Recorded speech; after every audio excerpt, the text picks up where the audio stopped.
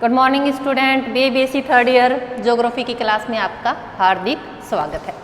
हमने लास्ट बात की थी सतपुड़ा पर्वत श्रेणी की। किसकी बात की थी? सतपुड़ा पर्वत श्रेणी की। और उसके आगे मैंने आपको कहा था कि हम नेक्स्ट बात किसकी करेंगे? महाराष्ट्र के पठार की। कौन सा पठार है? महाराष्ट्र का पठार। जैसे नाम से ही पता चलता है कि इसका विस्तार कहाँ पर है? महाराष्ट्र में। इसका विस्तार कहाँ है? महाराष्ट्र में। दूसरा, कोकण और सह्याद्री को छोड़कर।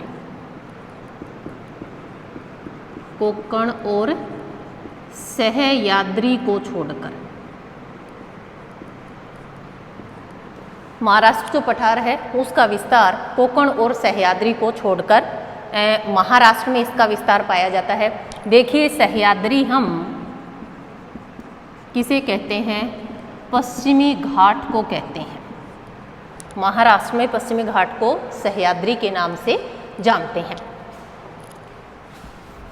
इस महाराष्ट्र के उत्तर में ताप्ती नदी बहती है। देखिए, इस वाली जो स्थिति बताई थी मैंने आपको, सबसे पहले कौन सा पर्वत था?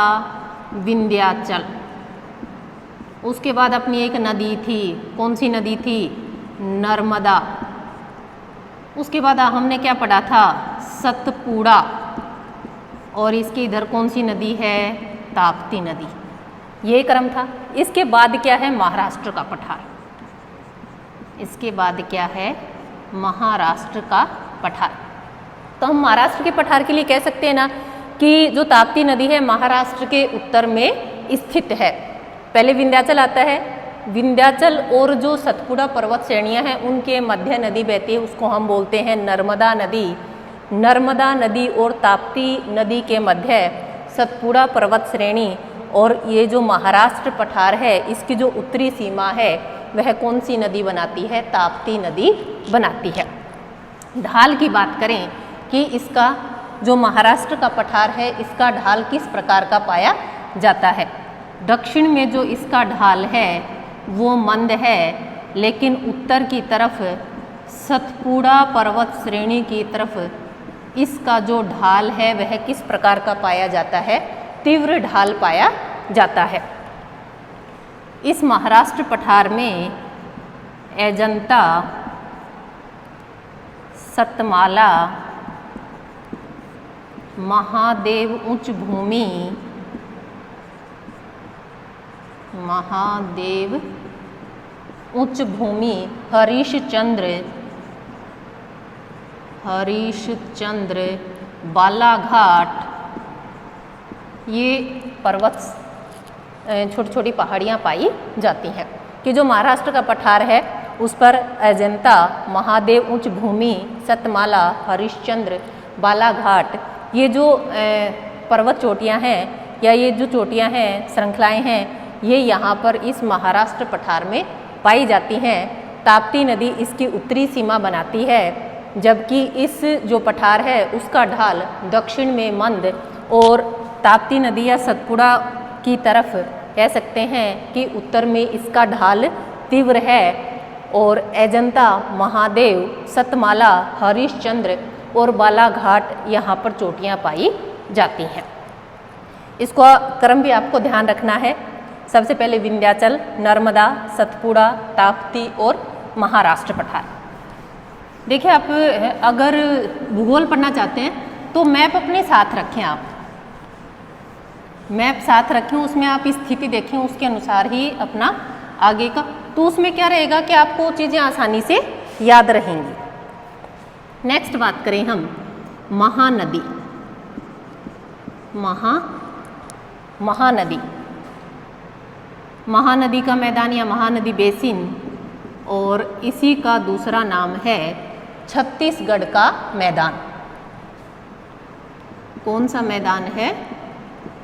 छत्तीसगढ़ का मैदान। देखिए इसकी स्थिति, इसकी जो रचना हुई है वह धारवाड़ सेलों से हुई है। महानदी या छत्तीसगढ़ प्रदेश में महानदी वहाँ पर बहती है, कि धारवाड़ जो शैलें हैं उससे क्या हुई है, इसकी रचना हुई है। अब शैलें किस प्रकार की पाई जाती हैं यहाँ पर, ग्रेनाइट और नीस प्रकार की चट्टानें पाई जाती हैं। सेकंड है हमारा महानदी या छत्तीसगढ़ का मैदान। महानदी इसलिए कह सकते हैं हम क्योंकि इस पर कौन सी नदी प्रवाहित होती है, महानदी, और स्थित कहाँ पर है, छत्तीसगढ़ में, इसलिए नाम क्या है, छत्तीसगढ़ का मैदान या महानदी बेसिन। देखिए क्या है, यह जो मैदान है इसकी रचना कौन सी शैलों से हुई है, धारवाड़, जो धारवाड़ क्रम की शैलें हैं उनसे क्या हुई है, इसकी रचना हुई है। ग्रेनाइट और नीस प्रकार की, ग्रेनाइट और नीस प्रकार की यहाँ पर चट्टानें पाई जाती हैं। और महानदी, मैंने देखिए क्या बताया आपको कि इस क्षेत्र पर कौन सी नदी प्रवाहित होती है, महानदी। महानदी और उसकी सहायक है शिवनाथ एंड और दूसरी है मांड। इस क्षेत्र पर महानदी और उसकी सहायक नदियाँ शिवनाथ और मांड प्रवाहित होती हैं। ये लीजिए क्या बनाया हमने, छत्तीसगढ़ का मैदान। इसकी जो पश्चिमी सीमा है कौन से पर्वत द्वारा, मैकाल पर्वत के द्वारा निर्धारित होती है। देखिए मैंने आपको बताया था जो सतपुड़ा है उसकी 3 श्रेणियां बताई थी, सतपुड़ा, महादेव और मैकाल। तो इसकी जो छत्तीसगढ़ का मैदान है इसकी पश्चिमी सीमा कौन सी श्रृंखला बनाती है, मैकाल की पहाड़ियाँ बनाती हैं, जबकि उत्तर में लोरमी पठार,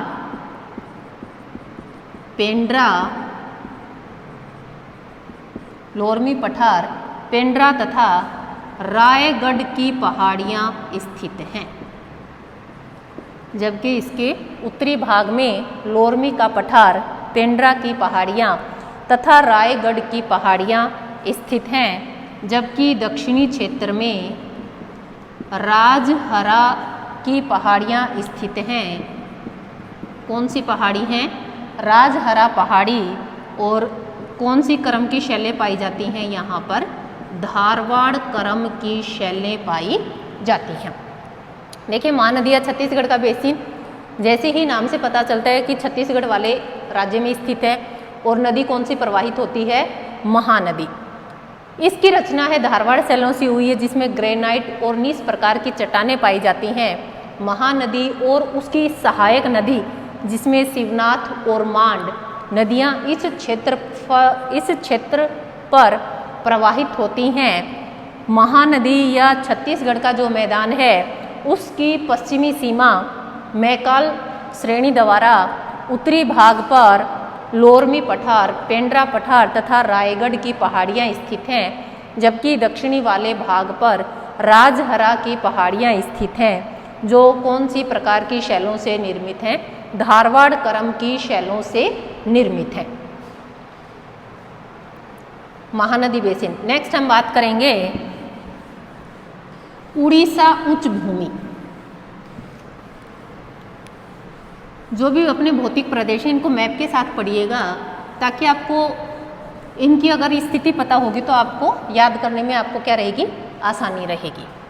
तीसरा क्या है, उड़ीसा उच्च भूमि।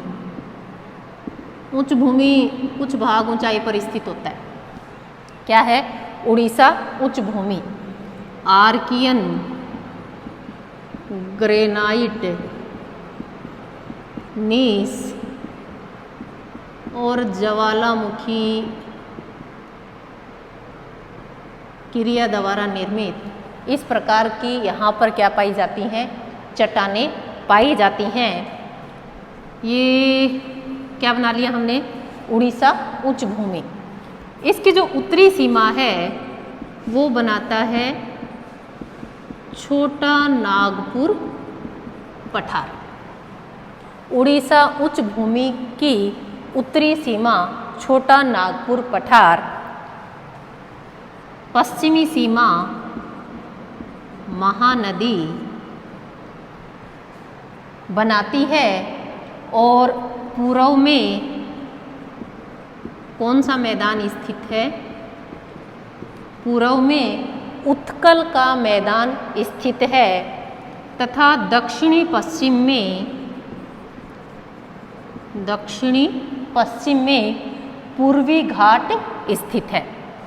देखिए, जो उड़ीसा उच्च भूमि है, उत्तरी भाग छोटा नागपुर का पठार, पश्चिमी भाग महानदी, दक्षिणी पश्चिमी भाग पूर्वी घाट द्वारा तथा पूर्वी भाग या पूर्वी सीमा उत्कल के मैदान द्वारा निर्धारित होती है। इस क्षेत्र की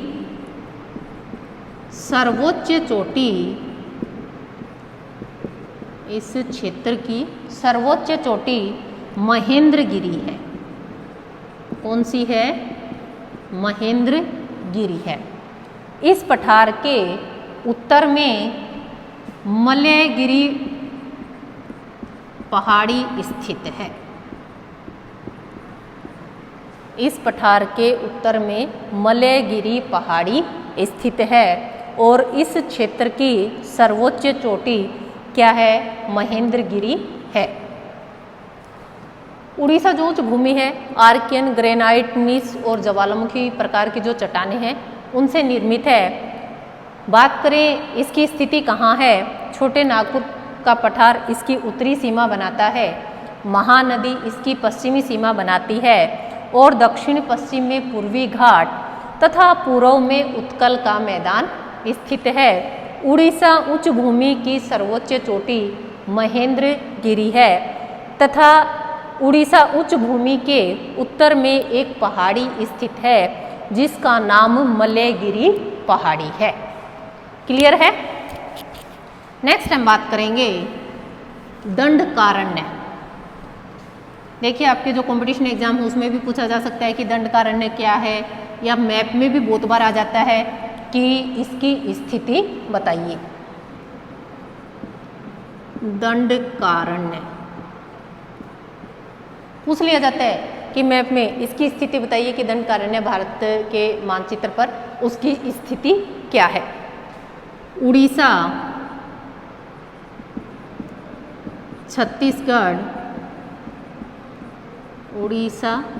छत्तीसगढ़ तथा आंध्र प्रदेश, एपी आंध्र प्रदेश।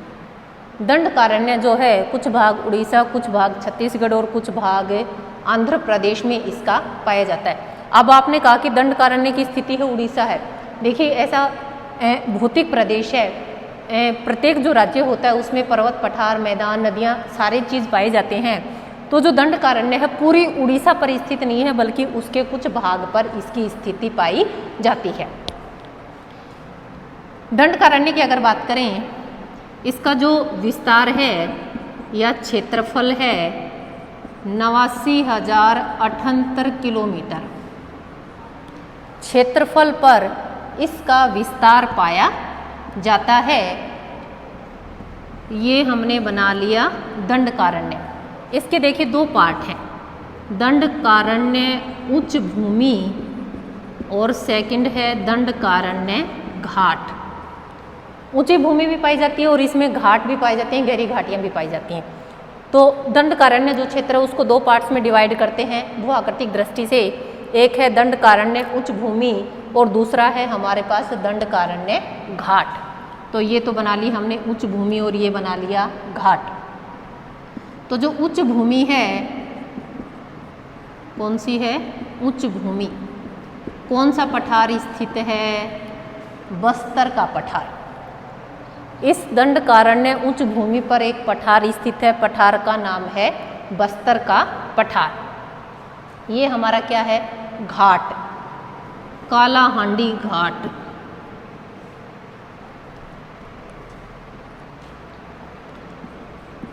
कालाहांडी घाट। देखिए, खनिज संपदा की दृष्टि से यह क्षेत्र महत्वपूर्ण है। विभिन्न प्रकार के खनिज यहाँ पर पाए जाते हैं और इसी के दक्षिण पश्चिम में एक पहाड़ी स्थित है जिसको बोलते हैं मलकानगिरी पहाड़ी। कौन सी पहाड़ी कहा जाता है? मलकानगिरी पहाड़ी। इसी दंडकारण्य के दक्षिण पश्चिम में एक पहाड़ी स्थित है जिसका नाम है मलकानगिरी पहाड़ी। ये था हमारा दंडकारण्य। अगर मानचित्र में आए तो उड़ीसा, छत्तीसगढ़ और आंध्र प्रदेश वाले क्षेत्र में हम इसकी स्थिति को बता सकते हैं। एक चीज़ और, जब भी आप भारत के भूगोल के बारे में बात करें तो आपको सारे राज्यों की स्थिति पता होना चाहिए, ताकि उसके अनुसार आप क्या कर सकते हैं, उसके भौतिक प्रदेशों का विभाजन या उसके अनुसार आप मैप में उस चीज़ को आसानी से समझ सकते हैं।